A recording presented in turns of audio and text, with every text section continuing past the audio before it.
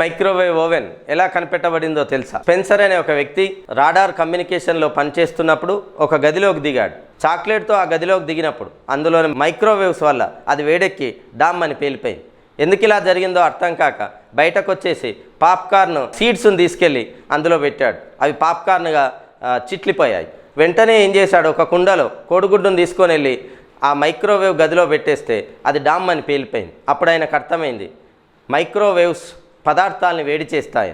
So ఈ విధంగా అతను తయారు చేసిన మొట్టమొదటి మైక్రోవేవ్ ఓవెన్ యొక్క సైజు ఒక పెద్ద బీరువా అంతా, ఒక 350 కేజీల బరువు ఉండేది. అది రాను రాను క్రమక్రమంగా అభివృద్ధి చెందుతూ వచ్చి ఇప్పుడు ఒక స్మాల్ సైజు టీవీ కంటే చిన్నగా మారి మన ఇంట్లోకి వచ్చిపోయింది. మైక్రోవేవ్స్ కేవలం నీటిని కలిగి ఉన్న పదార్థాలని మాత్రమే వేడి చేస్తాయి. ఒక కోడిగుడ్డును పెడితే కోడిగుడ్డు పెంకులో నీరుండదు, కానీ లోపల మాత్రం నీరుంటుంది. లోనిది వేడెక్కి వ్యాకోచిస్తుంది, పెంకు మాత్రం అలానే ఉంటుంది. కాబట్టి అది డామ్ అని పేలిపోతుంది.